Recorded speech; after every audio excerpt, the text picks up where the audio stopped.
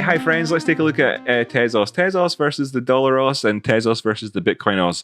So what do we have here in the dollar pricing? Just starting off looking at that. Well, in terms of the 24-hour time frame, we've come up here and we've and currently, if we don't see the prices actually at some point over the next couple of days, close up above $3.17, then we're putting in a lower high, which would be part of a downward trend that we've been in since the 16th of July. You could say, right? But if we do go up above there, then I'd also kind of say that that's a bit tight, and really that the previous high was at 322, and I'd be looking towards those two levels as the sort of the key areas towards the top side currently. Of course, we also have our previous close over there, which we're currently below at 310, but that's not so great. And I would like to look at, just in terms of taking this wick here on the 24-hour time frame down to our recent lows and say that, obviously moving up above the $2.88 area was quite key. We knew these things ourselves. This kind of speaks for itself. 288, 297, $3.04, and then the golden pocket zone though is where we've come right up to at the minute. So this is kind of the bewares, beware. Who's afraid of Virginia Woolf? Well, this is what we're going to call Virginia Woolf. Call this Virginia Woolf here. Virginia Woolf.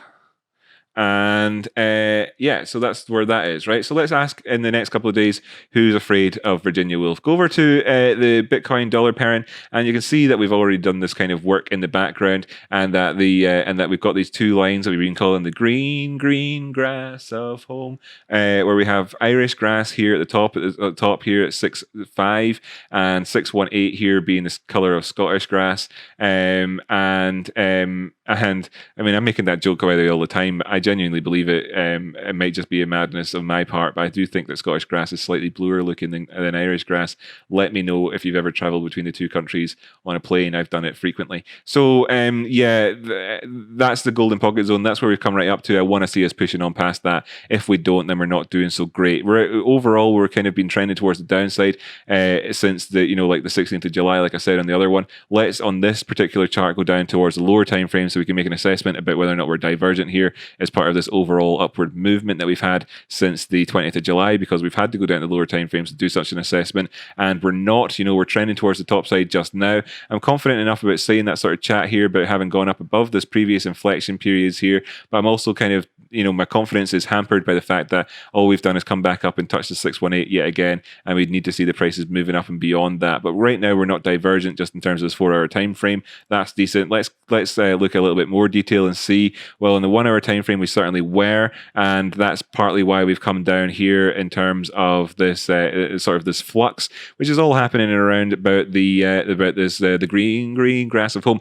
So I spoke about this recently, and somebody said, I saw somebody on YouTube saying recently that the more times that you hit resistance, the stronger it gets, and I just think that is a massive oversimplification of something, and it's also less accurate. If I was going to oversimplify things, I'd say the more times you hit it, the more likely it is that you're going to go through the thing, because it kind of goes to show you that the trend is that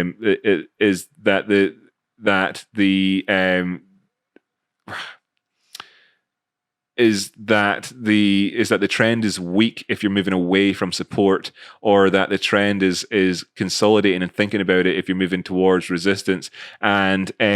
And well, you can do your own thinking about all that yourself and come up with a narrative for yourself. I just think that saying that is a bit silly. Anyway, if we do test this at various times, then what you'd be looking at is, if you just consider this top line here to be the top line of a triangle, so I don't have to, if you just do that for me, so I don't have to get multiple drawing lines out here and then stick this in like this. You've got a sort of ascending triangle formation, which again ties in with this idea of it being, that statistically this is more likely to break towards the top side as an ascending triangle. Therefore, it'd be a bit silly to say that the more times you test this here, the stronger it gets. Just look out for anybody saying anything like that. Equally, look out for anybody who says the more times you test it, the weaker it gets, right? Just look out for that too, because those sorts of phrases that they get bandied around, they don't do you any good when it comes to trading. I wouldn't bother listening to people who talk in that type of terms of phraseology. It just doesn't.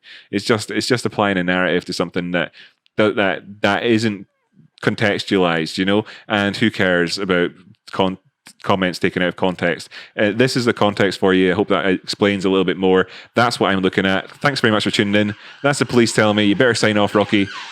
You've been making your videos for far too long today. Thanks so much for tuning in. I really do appreciate it. I'd look at, of course, this has been divergent in the past, but it's not anymore. If we do see this moving up towards the top side, look for volume coming in at the same time as potentially moving towards the top. Look for the volume. Okay. In fact, that's something I didn't talk about in any video today. Across the way, I've talked about these things all the time. I obviously consider them myself when I'm trading, but I'd look to the volume. So Bitcoin, just a little reminder, I'd look for volume coming in. Let's go up to the 24-hour time frame.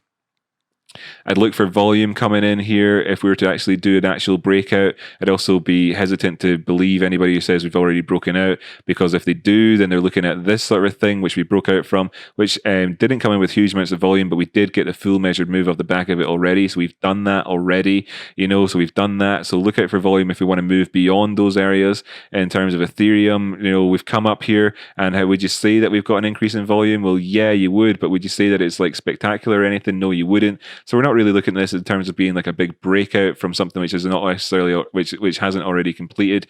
And we did talk about this as being a potential descending, broadening wedge, and the measured move off the back of this thing would be like, oh God, already fulfilled.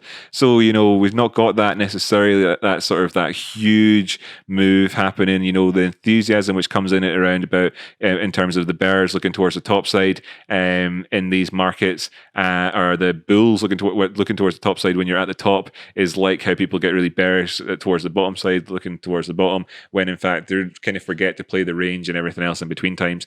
This is the calculation for the stochastics. This is me explaining how the stochastic indicator works and why we've got divergence on it and not the others. If you want to know about that, check out the Ethereum video for today. And back over here to the Tezos, because that's where we started and that's where we'll end. Then what we've managed to do so far over the period of the last few days is stay above this zone over here. And the biggest, fullest of concern times thing, so long as we're above 3,000, I'm not really going to get bearish. I'm not going to become macro bullish necessarily on things until we see the prices moving back up above 35,000, if you want to talk about it like that. Likewise, on the dollar price, I'm going to be able to stay fairly bullish on things so long as they remain above 276. But I'm not going to relinquish bearishness or whatever until they've gone above 325. If you want to think about things like that, or indeed 330, depends on how you look at things. All right. Okay. So we'll check in with Virginia Woolf again soon. Thanks so much for tuning in. Really do appreciate it. Let me know if you read the book, and yeah, cool. Join the Discord, all that good stuff. I'll catch you next time. Thanks so much. I'm Rocky Outcrop. YouTube.com/RockyOutcrop to share this sort of stuff with your friends. Do it on a daily basis. I always try to give you some sort of value to take away from an episode. So hopefully I've done that. If you do look here, you can see there's volume coming in at this point here as we move towards the top side. That's cool. Diminishing off the way. If we do go up towards this area, I want to see more of this. I don't want to see it just coming up here and being lackluster on the way up. Okay, so that's what I was meaning. Catch you next time. See you next time. Catch you next time. Blah, blah, blah. See you. Bye, bye.